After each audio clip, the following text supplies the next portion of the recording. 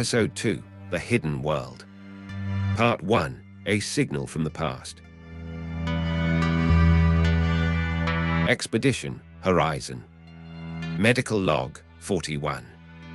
7 months after departing Bastion 9. My name is Dr. Daniel Mercer, Chief Medical Officer aboard the UGS Horizon. For the past 32 years, I have practiced medicine in hospitals, research stations, refugee colonies, and aboard exploration vessels across the Galactic Union. During that time, I have treated patients from 27 different species. Experience teaches a physician many things.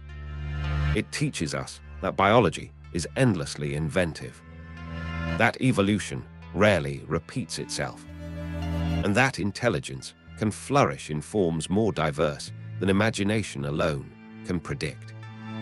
It also teaches humility, because every time we begin to believe we understand life, the universe quietly reminds us that we do not. I should also introduce my deputy, Dr. Ceres Avon.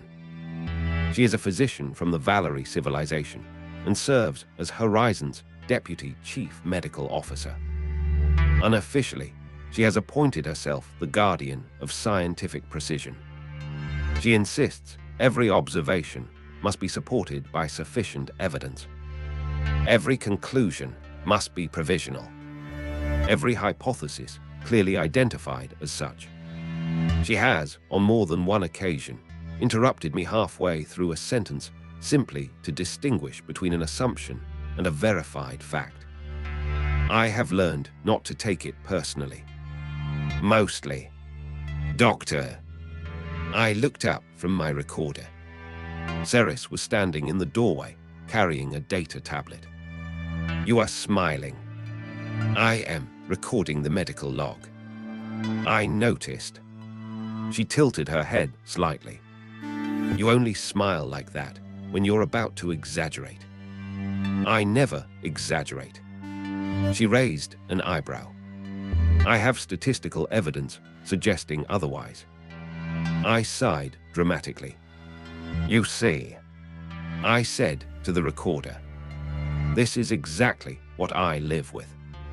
Without missing a beat, Ceres replied, and yet your survival rate remains remarkably high. I laughed. So does yours. She allowed herself the smallest smile before handing me the tablet. Bridge briefing in 5 minutes. Thank you. As she turned to leave, she paused. Oh, and Doctor. Yes. If you're going to tell the story of what happened this week, please begin with the signal. She disappeared into the corridor. I looked back at the recorder. She's right. She usually is. The first 7 months of the Horizon expedition had been surprisingly peaceful. That is not to say they had been uneventful. Far from it. We had surveyed abandoned Guardian observatories orbiting silent stars, explored research facilities whose laboratories had remained untouched for 40,000 years, recovered fragments of history from civilizations long vanished, learned enough about Guardian culture to realize how little we truly understood them. Each discovery answered one question and produced 3 new ones. The routine aboard Horizon had also settled into something comfortably familiar. Morning briefings, scientific surveys, archaeological expeditions, engineering maintenance, medical examinations, shared meals, occasional debates between Professor Calveris and Chief Engineer Marcus Donnelly over whether understanding an ancient machine required reading its instruction manual or simply taking it apart. For the record, neither had ever convinced the other. Captain Amelia Carter had wisely stopped trying to settle those arguments. Instead, she occasionally assigned them to work together. It was astonishingly effective, mostly because both disliked being proven wrong more than they disliked each other's methods. 3 days earlier, Horizon entered an unremarkable binary star system, catalogued only by an old Guardian navigational reference. At first glance, there was nothing remarkable about it. 2 aging stars, 7 planets, several asteroid belts. No obvious signs of advanced civilization. No active communications. No significant energy emissions. Lieutenant Lyra Sen even remarked during the initial survey. Probability of archaeological interest appears low. Marcus looked around the bridge. Excellent. Everyone turned toward him. What? He asked. The last time someone said a system looked boring, we accidentally discovered an underground Guardian archive the size of a small city. Kale nodded thoughtfully. He has a point. Lyra looked down at her console. I dislike that he has a point. Amelia smiled. Let's investigate anyway. The anomaly revealed itself several hours later. It was subtle. Too subtle for conventional sensors to classify as a transmission. Instead, it appeared as a repeating distortion embedded within the natural electromagnetic background of the system. Almost like someone had whispered into static. Lyra enlarged the waveform. It repeats every 43 minutes. Marcus frowned. It isn't random. No, Lyra agreed. It is deliberately encoded. Kale leaned closer. Guardian. She hesitated. I believe so. There was no excitement on the bridge. Only curiosity. After 7 months, everyone aboard Horizon had learned that Guardian technology rarely announced its purpose. It preferred to ask questions first. Tracing the origin of the signal proved unexpectedly difficult. The transmission did not originate from open space, nor from any planetary surface, nor from any orbital installation visible to our sensors. For nearly 6 hours, the science team followed increasingly improbable possibilities, until Marcus quietly muttered, "Well, that's impossible." Amelia looked over. I've heard you say that before. Yes, and every single time. I've eventually had to apologize to physics. He pointed toward the tactical display. The signal isn't coming from where the station is. There is no station. Marcus smiled. Exactly. 20 minutes later, there was. As Horizon adjusted its position by less than 3 kilometers, space itself seemed to shimmer. Not visibly, not dramatically. Simply, the absence of something became its presence. An immense Guardian station slowly emerged from behind what had appeared to be empty vacuum. No weapons, no defensive fleet, no rotating habitats. Just a vast ring of elegant structures surrounding a central core, unlike anything we had previously encountered. Even Marcus was unusually quiet. Finally, he spoke. I don't think it's hiding itself. Lyra studied the incoming data. It isn't. It's hiding. She stopped, then looked toward Amelia.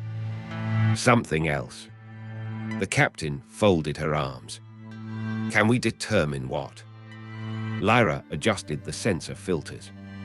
The station's energy field extended far beyond its own structure. Far enough to envelop one of the system's outer planets. A planet everyone aboard Horizon had previously dismissed as geologically ordinary. Now, nothing about it seemed ordinary anymore. Part 2. The Forgotten Protectors. The first lesson every physician learns is that appearances can be dangerously misleading. A patient who seems perfectly healthy may be carrying a life-threatening illness. Another, whose symptoms appear alarming, may simply need rest and patience. The universe often behaves the same way. The most ordinary places sometimes conceal the most extraordinary stories. As it turned out, that forgotten Guardian station had been waiting 40,000 years for someone to ask the right question. The bridge became unusually quiet as our sensors focused on the newly revealed structure. The station was enormous, far larger than any Guardian installation we had encountered during the previous 6 months. Not because it housed laboratories, or archives, or manufacturing facilities. Its sheer size seemed dedicated almost entirely to one purpose: generating an energy field. Marcus slowly circled the holographic projection. I've never seen anything like this. Lyra compared the readings with previous Guardian sites.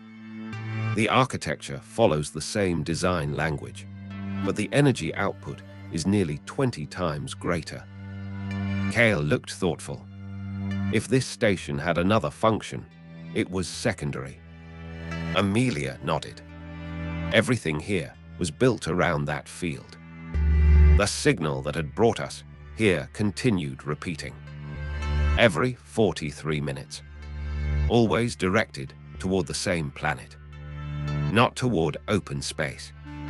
Not toward another Guardian installation. Toward the planet itself. Lyra frowned. That doesn't make sense. Marcus smiled. I've noticed that Guardian engineers weren't particularly interested in making sense on the first attempt. She ignored the comment. The transmission isn't communicating with the station. No, it's communicating through the station. Within the hour, 2 survey shuttles began a systematic inspection of the installation. Marcus led the engineering team. Kale and Selira accompanied the archaeological survey. The captain remained aboard Horizon to coordinate operations. As usual, the medical department had little to do.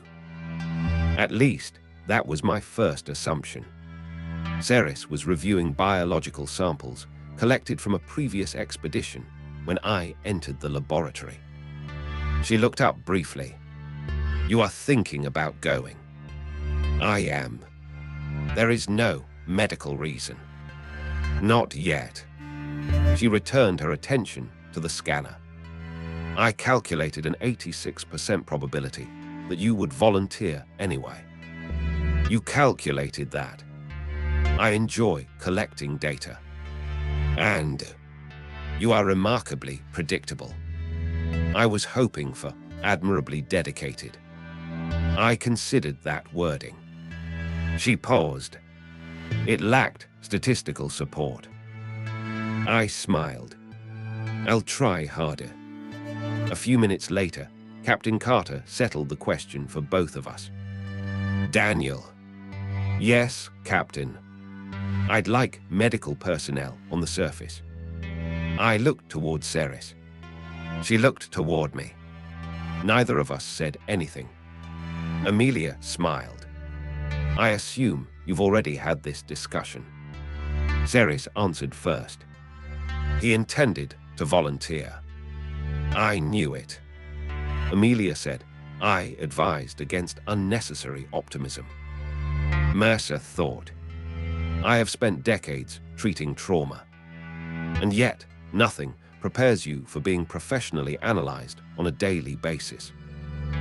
3 hours after boarding the shuttle, Marcus finally called from the station. Captain, you'd better come see this.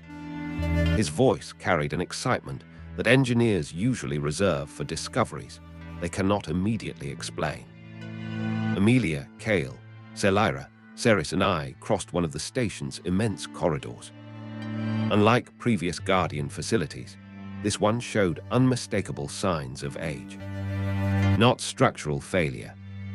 Guardian engineering remained astonishingly resilient. But maintenance. Thousands of tiny systems had simply stopped. Lighting panels flickered. Service drones rested silently inside open maintenance alcoves. Several conduits had been bypassed countless times over the millennia. Someone, long ago, had clearly fought to keep this place alive. Marcus was kneeling beside an exposed control assembly.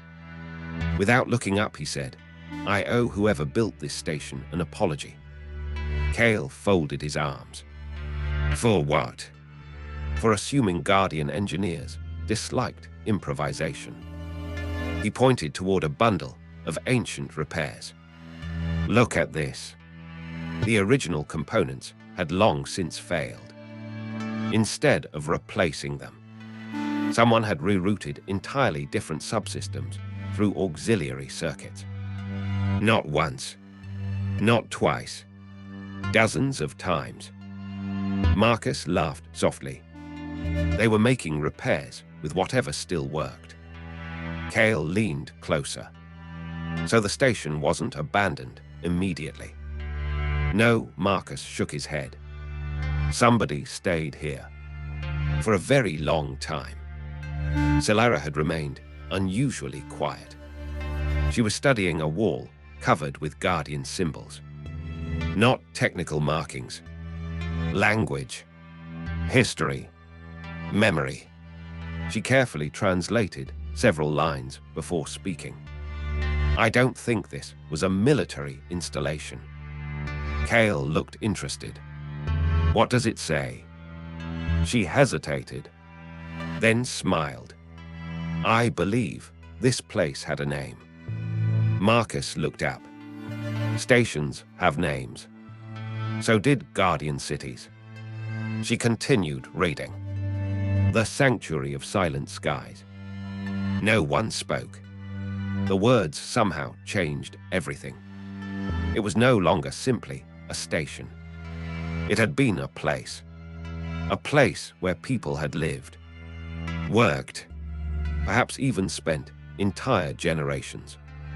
Then Lyra's voice interrupted over the communicator. Captain, go ahead. I've completed the planetary scan. There was an unusual hesitation in her tone. The world beneath the station is inhabited. Silence. Amelia answered first. Industrial level. No. Pre-industrial. No, another pause. They possess technology, roughly equivalent to humanity during the late 19th century. Marcus blinked. What? They have cities, mechanical industry, early electrical generation. No orbital capability. No artificial satellites. No detectable radio communications beyond local atmospheric range. Cale looked toward the enormous station surrounding us. They've lived beneath this all this time. Lara answered quietly. It would appear so. Amelia slowly turned toward the panoramic observation window. Below us, hidden beneath layers of carefully engineered distortion fields, a blue-green world revolved peacefully around its sun deck, completely unaware that its greatest secret had just been discovered. Or perhaps, not completely unaware. Something about the station, its endless repairs, its repeated transmission, its name, the Sanctuary of Silent Skies, suggested that someone, 40,000 years ago, had made a promise, and somehow, that promise was still being kept. Part 3. The World Beneath Silent Skies. Medicine teaches another lesson. Every decision has consequences. Sometimes those consequences affect a single patient. Sometimes, an entire civilization. The discovery of the hidden world immediately raised a question none of us had expected to face. The station protecting the planet possessed technology unlike anything currently available to the Galactic Union. If we could understand it, entire colonies might one day be hidden from the Devourers. Supply routes could become invisible. Research stations could survive in regions once considered impossible to defend. The strategic implications were almost beyond calculation. But there was one unavoidable fact. The station was not abandoned. It still had a mission. And that mission was protecting a living world. Within the hour, Captain Carter transmitted our complete findings to Bastion 9. Every sensor reading, every archaeological observation, every engineering assessment, every biological scan of the planet. We expected the discussion that followed to be lively. It was. The secure conference connected Horizon with Bastion 9's Strategic Operations Center. Fleet Marshal Jonathan Hayes appeared beside several senior officers, scientists, and representatives of the Galactic Union Council. Marcus presented the engineering analysis. The station is still operational. Barely. It has survived 40,000 years through continuous automatic repairs and an extraordinary degree of redundancy. He paused. Frankly, I have no idea how it's still functioning. One of the engineering officers asked, could it be dismantled and transporting? Marcus answered without hesitation. Yes. Then added quietly, it also appears that doing so would deactivate the planetary field. Silence filled the conference room. Kale spoke next. The station is not merely a technological installation. It is an archaeological site of exceptional importance. It preserves evidence of how the Guardians chose to protect less advanced civilizations. Selira continued. The inscriptions identify this place as the Sanctuary of Silent Skies. It was not built as a fortress. It was built as a refuge. Lyra displayed a simulation.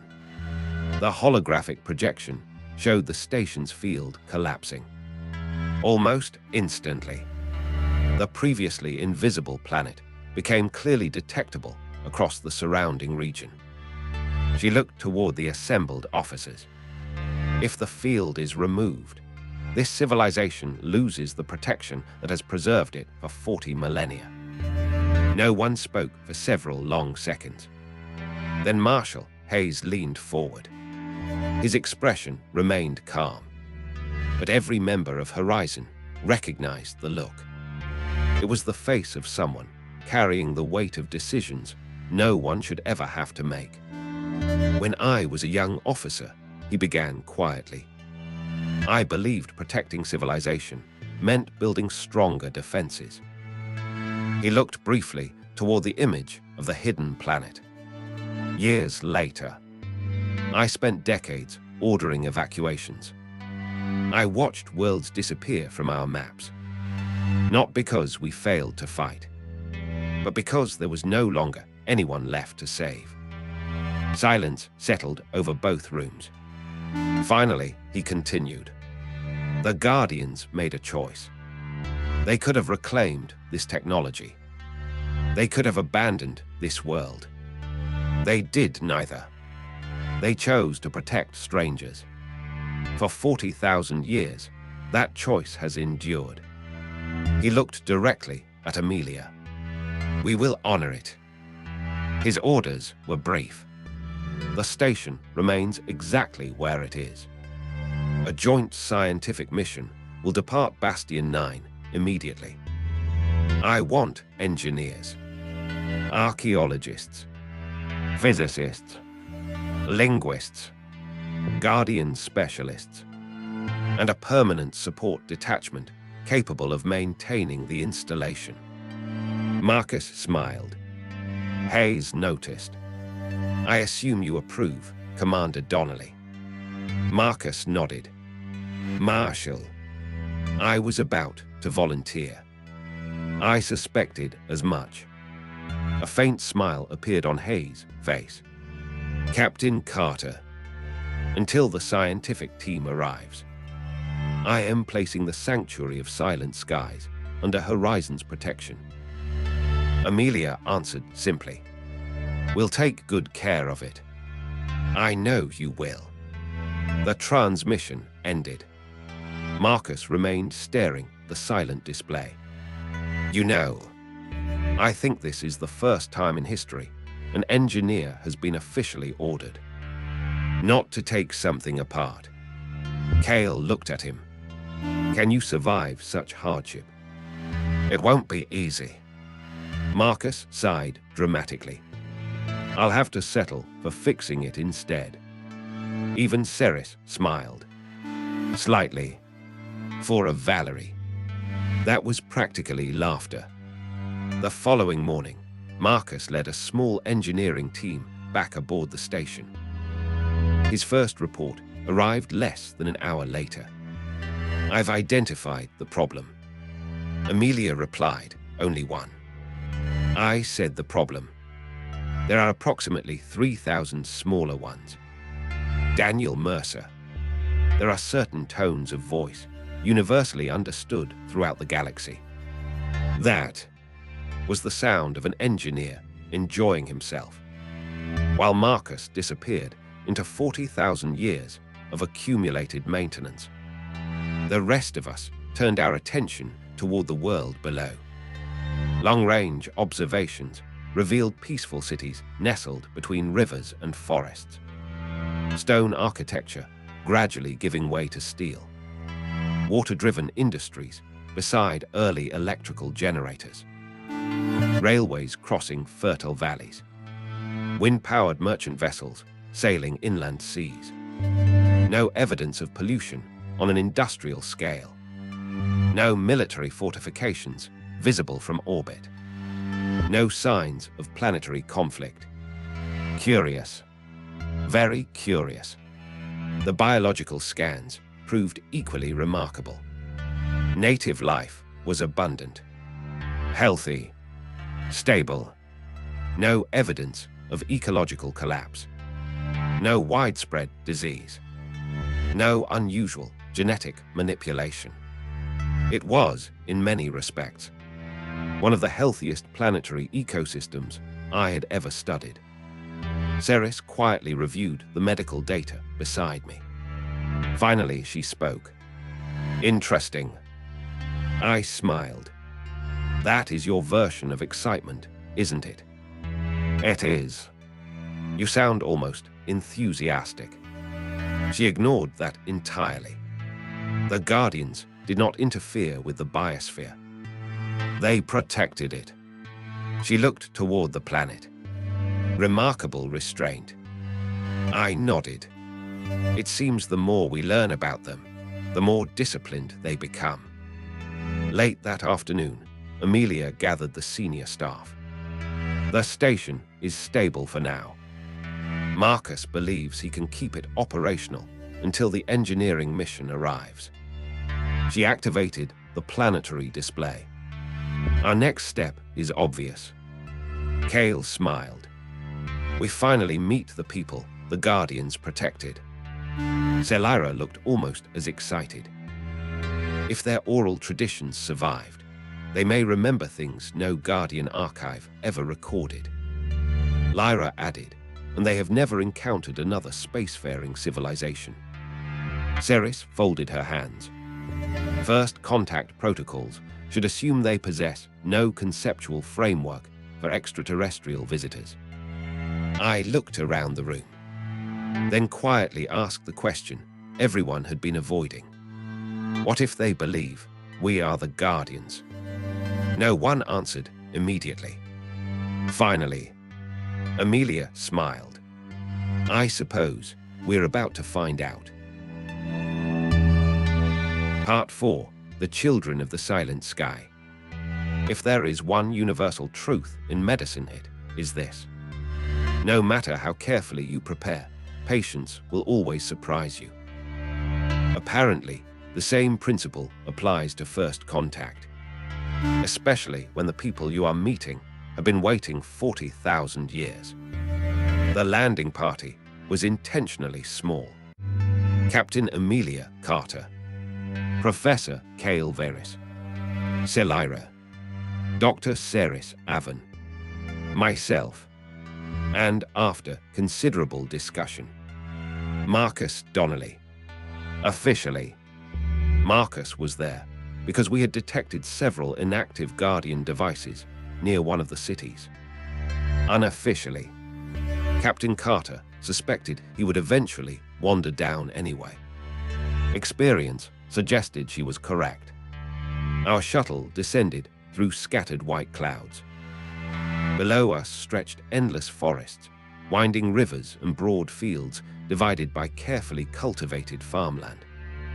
The cities were beautiful, not because they were magnificent, because they were harmonious.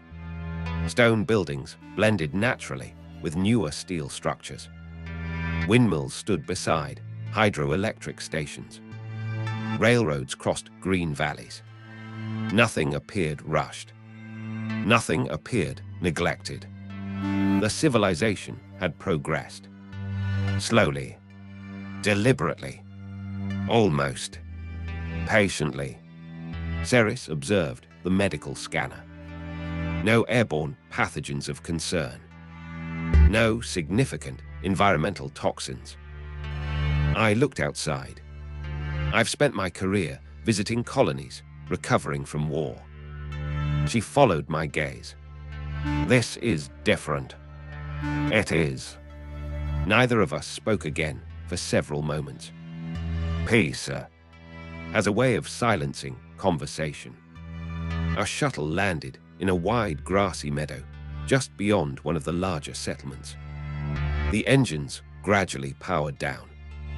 No alarms. No defensive batteries. No military response. Instead, people, hundreds of them, standing quietly at a respectful distance, watching, waiting. Children sat on the shoulders of their parents. Elderly citizens leaned upon beautifully carved wooden staffs. Merchants had abandoned their market stalls. Workers still wore the clothes of their trades. No one appeared frightened. Only hopeful. Marcus looked through the side window. Well, that's either an exceptionally warm welcome, or we've landed in the middle of a festival. Cale smiled. I suspect we are the festival. Captain Carter stepped onto the grass first. The morning breeze carried the scent of flowering trees. Birds circled overhead. Somewhere nearby, water flowed gently across polished stones. It was beautiful, almost painfully so. The crowd remained perfectly silent. No one moved. No one approached. Then, an elderly woman slowly walked forward. She wore simple robes, decorated with embroidered silver circles. Around her neck hung a small crystal pendant. It immediately caught Celira's attention. The design was unmistakably Guardian, not original. A local interpretation. 40,000 years of history had transformed it into something uniquely their own. The woman stopped several meters away. She looked carefully at Amelia, then at each of us. Finally, she smiled. Tears filled her eyes. She lowered herself to one knee. One by one, every person in the meadow did the same. Daniel Mercer. There are moments for which no training exists.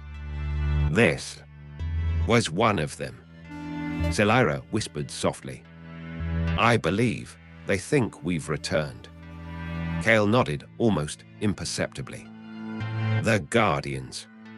Amelia immediately stepped forward. Please. She gently raised both hands. You don't need to kneel. The woman looked at Celira instead. Not Amelia. apparently sensing that Selara understood language most easily. She spoke. Her words carried familiar echoes.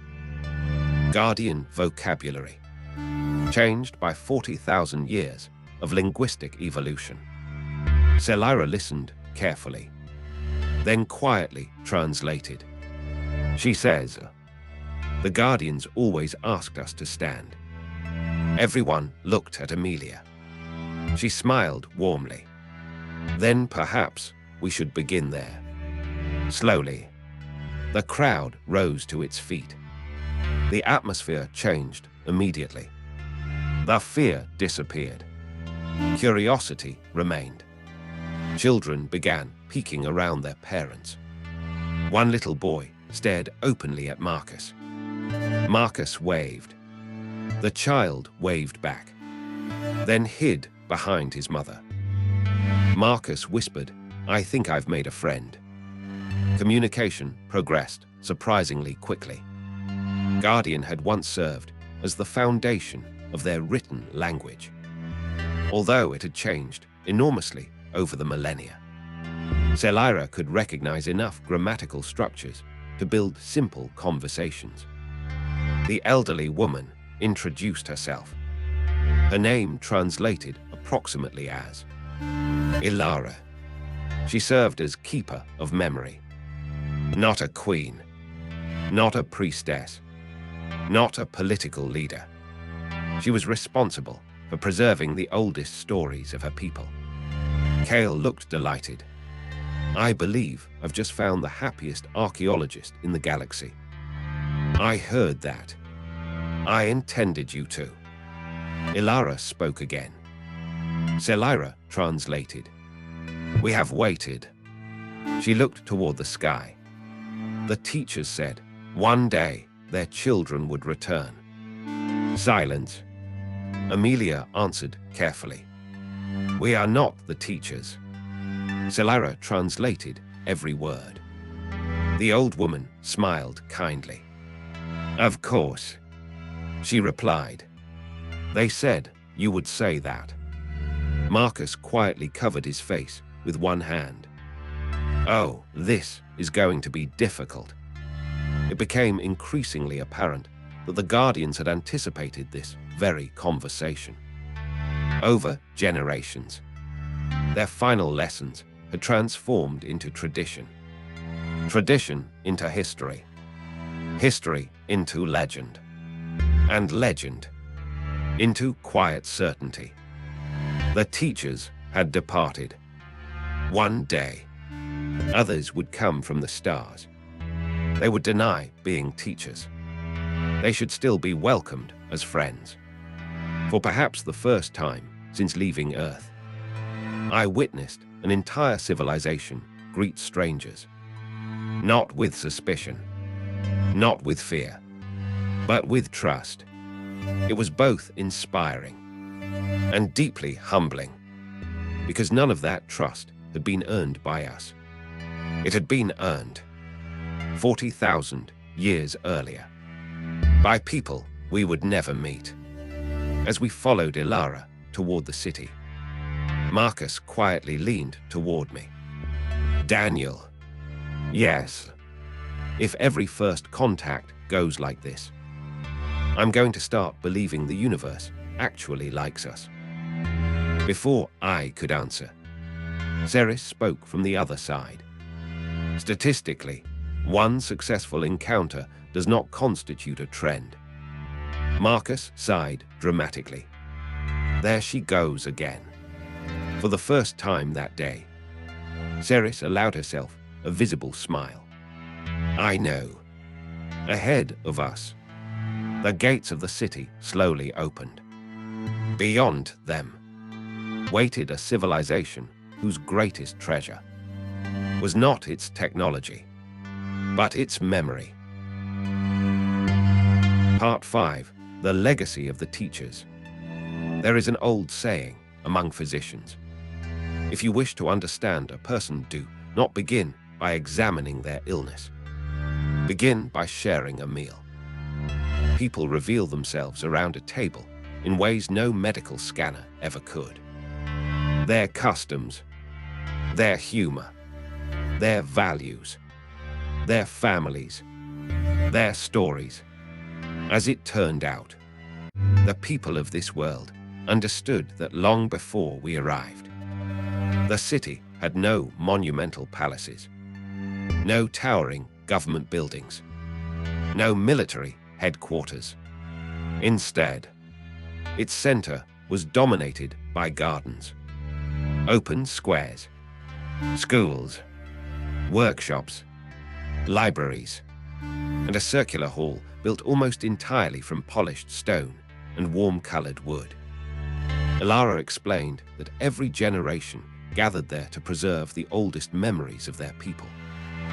History was considered a shared responsibility, not the possession of scholars alone. Professor Kale looked as though someone had personally designed the place for him. I may never leave. Marcus leaned closer. I give you 2 days. Our hosts insisted we join them for what they called the meal of welcome. Long tables quickly filled the central square. Families arrived carrying dishes prepared in their own homes.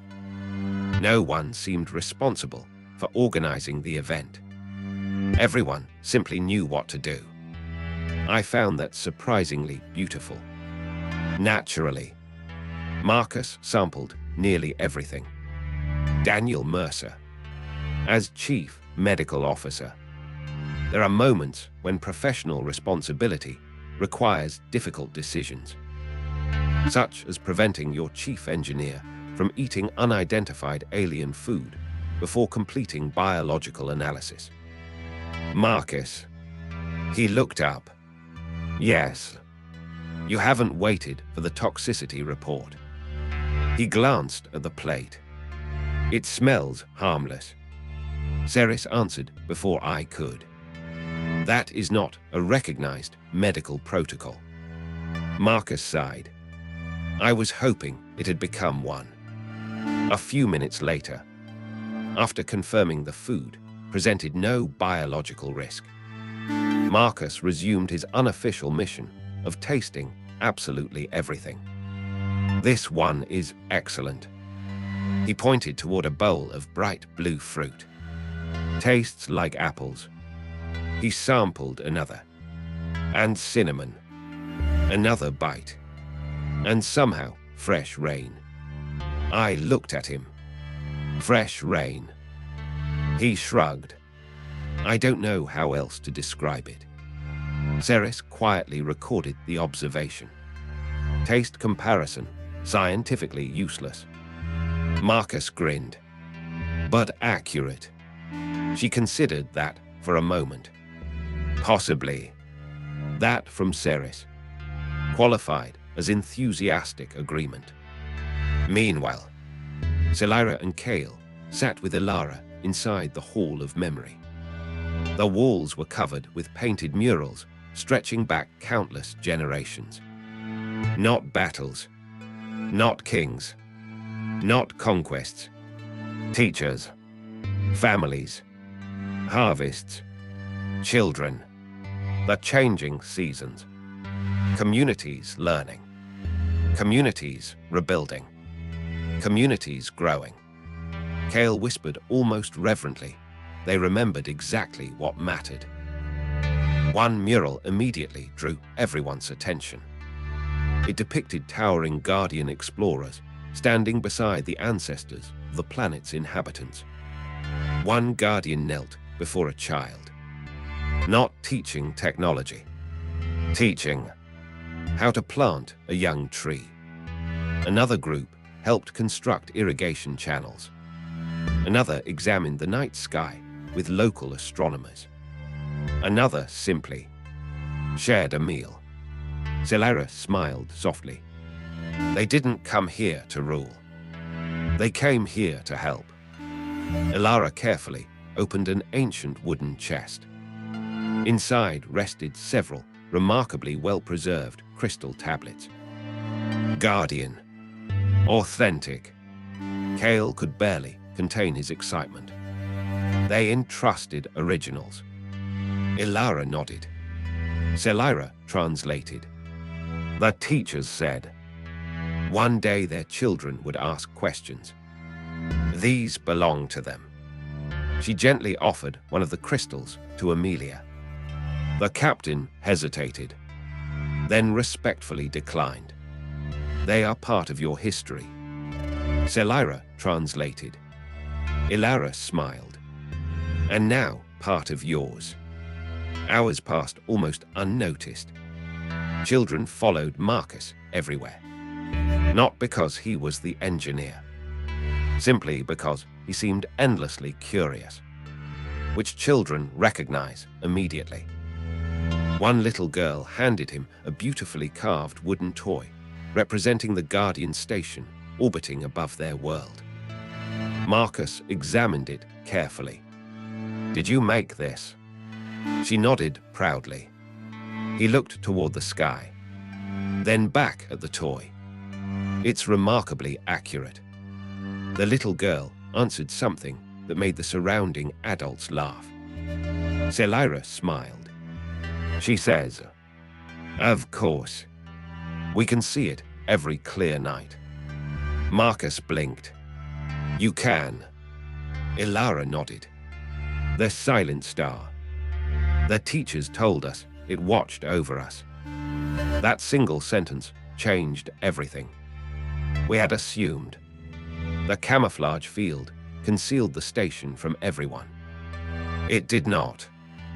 It concealed the planet. From the outside, the people below had always known the station existed. For 40,000 years, every child had grown up looking at the same silent guardian hanging in the heavens. Later that afternoon, Lyra contacted us from Horizon. Captain, I've completed another analysis. What did you find? The station periodically adjusts the planetary field. Marcus frowned. Why? There are subtle gravitational fluctuations caused by the binary stars. The station constantly compensates. He slowly looked toward the sky. So if it finally failed? Lyra finished the thought. The camouflage field would gradually collapse. The realization settled over all of us. Marcus looked at the children playing nearby. They've been protected every single day for 40,000 years. No one spoke. Sometimes, numbers become too large to truly comprehend. As evening approached, the entire city gathered once again. Musicians played unfamiliar instruments whose tones echoed softly through the valley. Families danced. Children laughed. Lanterns illuminated the streets. For a few peaceful hours, war, the Devourers, the frontier, even the Guardians themselves, seemed very far away. I watched Amelia standing quietly beneath the evening sky, looking first at the people, then toward the faint point of light that was the station, still keeping its ancient promise, still protecting those entrusted to its care. That was when I realized, perhaps the greatest legacy the Guardians left behind was not their technology. It was the trust they had inspired, a trust so profound that it had survived 40,000 years. And on that peaceful evening, it became our responsibility to preserve it. Part 6, Beyond the Silent Sky. Every journey changes us, sometimes dramatically, more often quietly. A physician rarely notices the exact moment a patient begins to recover. Only later does he realize the healing had already begun. Perhaps exploration works the same way. Not every discovery changes history. Some simply change those who make it. Our final morning on the planet arrived sooner than any of us expected. Marcus was already aboard the Guardian station long before sunrise. His last maintenance report was surprisingly optimistic. "I've stabilized the primary field generators." He sounded almost disappointed. "I was hoping for at least one more impossible problem." Lyra replied over the communicator. "Give it time." Marcus smiled. "It's 40,000 years old. It'll think of something." The temporary repairs would never replace a complete restoration, but they would keep the station operating until the engineering mission arrived from Bastion 9. 3 months, perhaps a little longer, for a civilization that had waited 40 millennia. 3 months was hardly worth mentioning. Down on the surface, the time for farewells had come. The entire city gathered once more outside the Hall of Memory. There were no grand ceremonies, no military parades, no speeches celebrating heroes, only neighbors saying goodbye to friends. Ilara approached Captain Carter, carrying a small wooden box.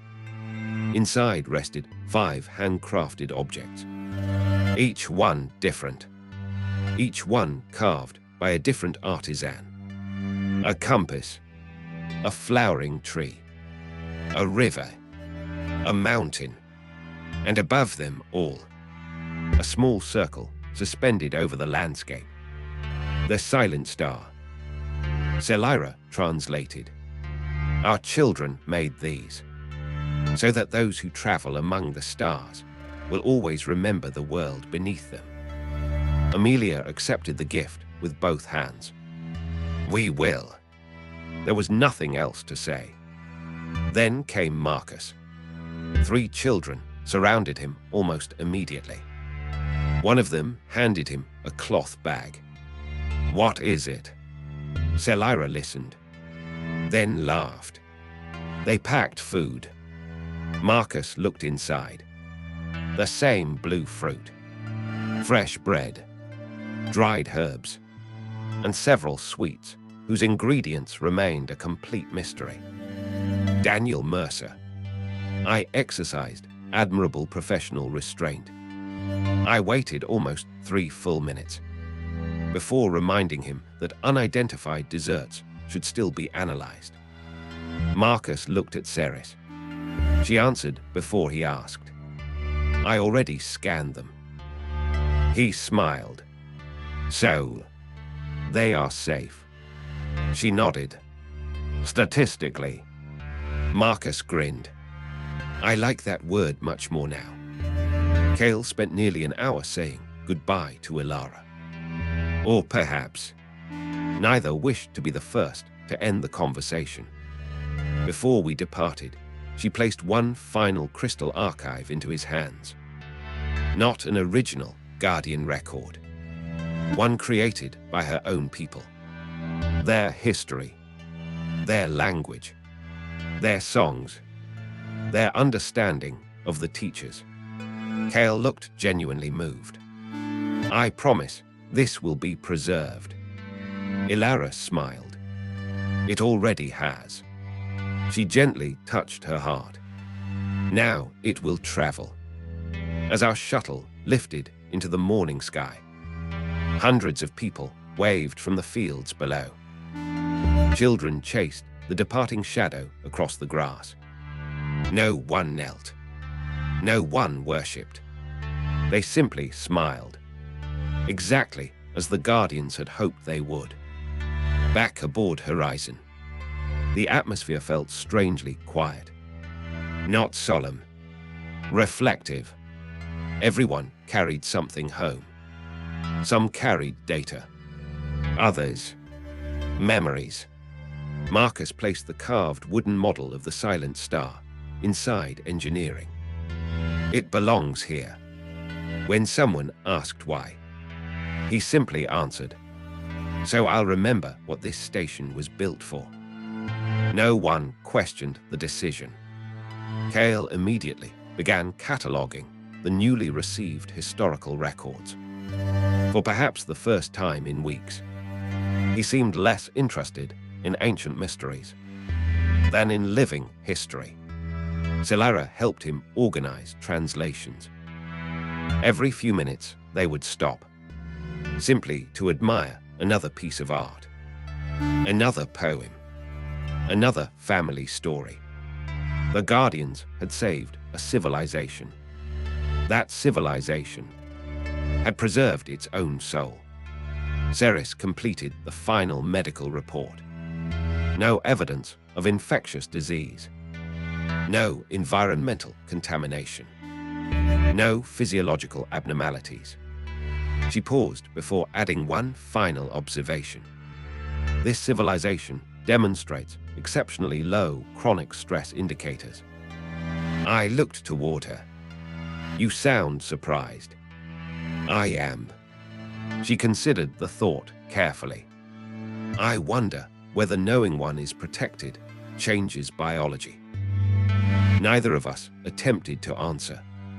Some questions deserve research. Others deserve reflection.